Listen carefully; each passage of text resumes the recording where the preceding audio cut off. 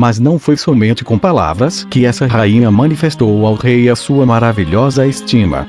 Ela acrescentou um presente de 20 talentos de ouro, muitas pedras preciosas e uma grande quantidade de excelentes perfumes.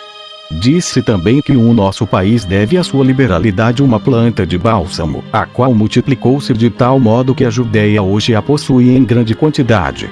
Salomão, por seu lado, não lhe foi inferior em magnificência e nada lhe recusou de tudo o que ela dele podia desejar. Assim, a princesa voltou sem que nada se pudesse acrescentar à satisfação que havia recebido e a que havia causado. 339. Nesse mesmo tempo, trouxeram a Salomão, do país que se chama Terra do Ouro, pedras preciosas e madeira de pinho, das mais belas que se tinham visto. Desta ele mandou fazer as balaustradas do templo e do palácio real e harpas e saltérios, para os levitas cantarem os hinos em louvor a Deus. Essa madeira parecia-se com a da figueira, mas era muito mais branca e mais brilhante, muito diferente da que os negociantes assim chamam para vender mais. Julguei dever dizer isso a fim de que ninguém venha a se enganar. Essa mesma frota trouxe ao príncipe 670 talentos de ouro, sem se incluir o que os negociantes trouxeram para ele e o que os reis da Arábia lhe enviaram como presente. Assim, mandou fazer 200 escudos de ouro maciço, pesando cada um 600 cidros, e 300 outros, pesando 300 minas cada um, e colocou-os na sala chamada Floresta do Líbano. Mandou fazer também grande quantidade de taças de ouro adornadas com pedras preciosas e bacias de ouro, para delas se servir nos banquetes, nos quais nada empregava que não fosse de ouro, pois a prata então era tida em pouca conta. Isso porque o grande número de navios que Salomão tinha no mar de Tarso e que empregava para levar toda sorte de mercadoria às nações estrangeiras e afastadas traziam-lhe uma quantidade incrível de ouro, marfim, escravos da Etiópia e macacos. As viagens eram de longo curso e não eram feitas em menos de 3 anos. 340. A fama da virtude e da sabedoria desse poderoso monarca difundiu-se de tal modo por toda a terra que vários reis, não podendo acreditar no que diziam, desejavam certificar-se da verdade e manifestavam a estima extraordinária que tinha por ele com os presentes que lhe traziam. Mandavam-lhe vasos de ouro e de prata, vestidos de púrpura, toda espécie de especiarias, cavalos, carros e mulas tão belas e fortes que não se podia duvidar de que não lhe seriam agradáveis. Assim, ele pôde acrescentar 400 carros aos 1000 que já possuía e aos 20.000 cavalos que mantinha ordinariamente. Os cavalos que lhe eram mandados não somente eram perfeitamente belos, mas sobrepujavam a todos os outros em velocidade. Os que os montavam ressaltavam-lhes ainda mais a beleza, pois eram jovens de belo talhe, vestidos de púrpura tírea, armados de aljavas e possuidores de longas cabeleiras cobertas de papelotes de ouro, que faziam resplandecer as suas cabeças quando o sol os feria com os seus raios.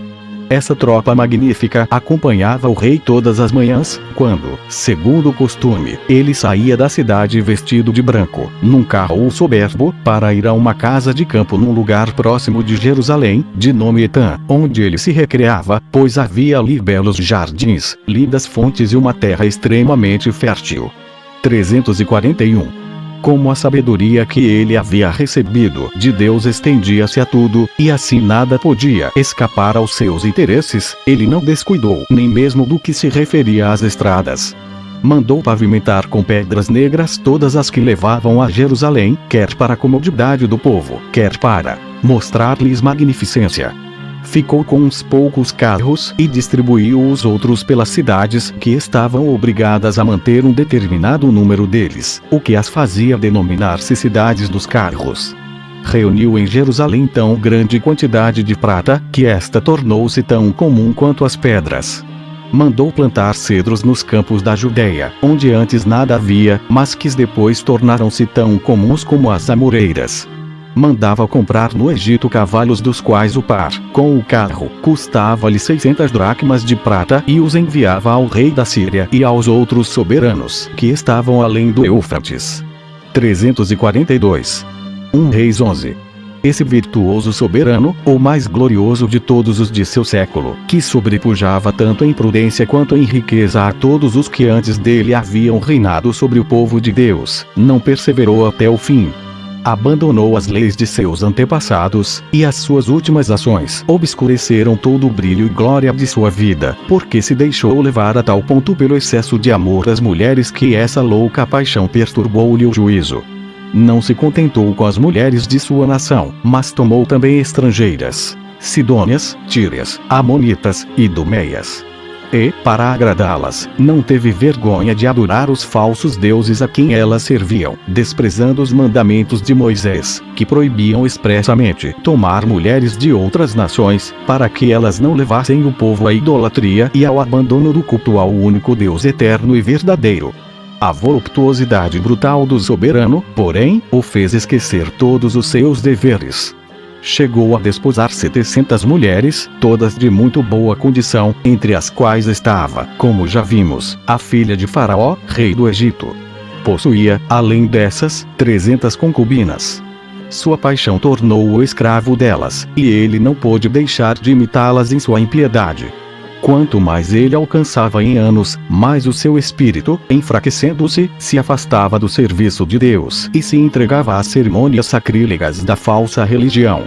Tão horrível pecado era apenas consequência de um outro, pois ele começara a desobedecer aos mandamentos de Deus quando mandou fazer aqueles 12 bois de bronze que sustentavam o grande vaso de cobre denominado Mar e os 12 leões esculpidos nos degraus do trono.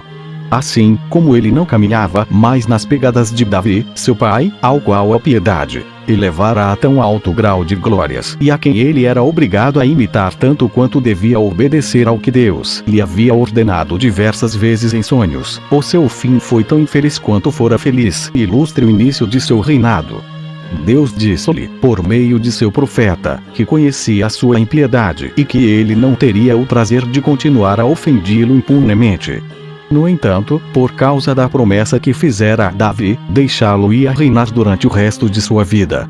Depois de sua morte, porém, castigaria o seu filho por causa dele, embora não o fosse privar inteiramente do reino. 10 tribos separar-se-iam de sua obediência e 2 lhe ficariam submissas, quer por causa do afeto que Deus tinha por Davi, quer por consideração à cidade de Jerusalém, onde lhe aprovera deixar erguer o templo. Seria inútil dizer-se da aflição de Salomão ao saber, com essas palavras, que tal mudança em sua sorte torná-lo-ia tão infeliz quanto antes fora bem-aventurado. Algum tempo depois da ameaça do profeta, Deus suscitou contra ele um inimigo de nome Ader. Por este motivo, quando Joabe, general do exército de Davi, submeteu a Idumeia, durante o espaço de 6 meses fez passar a fio de espada todos os que estavam em idade de pegarem armas. Ader, que era da família real e ainda muito jovem, fugiu e foi para a corte de Faraó, rei do Egito. Este não somente o recebeu muito bem e o tratou favoravelmente, como teve por ele tal afeto que depois de ele crescer o fez desposar a irmã da rainha sua mulher, de nome Tafis, da qual teve um filho, que foi educado com os filhos de Faraó. Depois da morte de Davi e de Joabe, Ader rogou ao rei que lhe permitisse voltar ao seu país. Por mais que insistisse, porém, jamais conseguiu permissão. Faraó perguntava sempre o motivo por que queria deixá-lo e se lhe faltava alguma coisa no Egito. Mas Deus, que antes fazia Faraó dificultar a licença para Ader, resolveu fazer Salomão sentir os efeitos de sua cólera. Já não lhe podia mais tolerar a impiedade e pôs na mente de Faraó a ideia de consentir que Ader voltasse a Idumeia. Logo que lá chegou, Ader tudo fez para levar o povo a quebrar o jugo dos israelitas. Mas não os pôde persuadir, porque as fortes guarnições que Salomão mantinha no país o impediram de tomar qualquer deliberação. Por isso foi a Síria procurar Raazar, que se havia revoltado contra Adrazar, rei dos Sofonianos, e que com um grande número de ladrões que havia reunido roubava e devastava os campos. Ader fez aliança com ele, com seu auxílio, apoderou-se de uma parte da Síria. Foi declarado rei, vivendo ainda Salomão, fazia a este frequentes incursões, causando bastante prejuízo às terras israelitas. Ou Haddad. Ou Rezon. 343. Mas não foram somente os estrangeiros que perturbaram a profunda paz que Salomão desfrutava. Os seus próprios súditos fizeram-lhe guerra. Jeroboão, filho de Nebate, animado por antiga profecia, ergueu-se também contra ele. Seu pai o havia deixado em tenra idade, e sua mãe não cuidara de sua educação. Quando cresceu, Salomão, vendo que ele era muito promissor, deu-lhe a superintendência das fortificações de Jerusalém. Desempenhou também o encargo que o rei lhe confiou em seguida o governo das tribos de José. Quando ele partia para tomar posse, encontrou-se com o profeta Aías, que era da cidade de Silo. Depois de o saudar, o profeta levou a um campo afastado do caminho, onde ninguém os podia ver, rasgou o próprio manto em 12 pedaços e ordenou-lhe da parte de Deus que tomasse 10 deles, como sinal de que ele desejava constituí-lo rei de 10 tribos, a fim de castigar Salomão por este se ter abandonado ao amor das mulheres e por prestar culto aos falsos deuses, para ser agradável a elas. Quanto às outras 2 tribos, ficariam para o filho do rei, em consideração à promessa que Deus fizera a Davi. Acrescentou o profeta: assim, vede o que obrigou Deus a retirar as graças de Salomão e a rejeitá-lo. Observai, pois, religiosamente os seus mandamentos. Amai a justiça e ficai certo de que, se prestardes a Deus sem cessar a honra que lhe é devida, Ele recompensará a vossa piedade e vos cumulará dos mesmos favores com que cumulou Davi. Como Jeroboão era de natureza muito ambiciosa e ardente, as palavras do profeta levantaram-lhe tanto ânimo e fizeram tão forte impressão em seu espírito que ele não perdeu tempo em persuadir o povo a se revoltar contra Salomão e fazê-lo rei em seu lugar. Salomão foi disso avisado e mandou prendê-lo e matá-lo, mas ele fugiu para a corte de Sisaque, rei do Egito, e lá ficou até a morte de Salomão, esperando o tempo mais favorável para a execução de seu intento.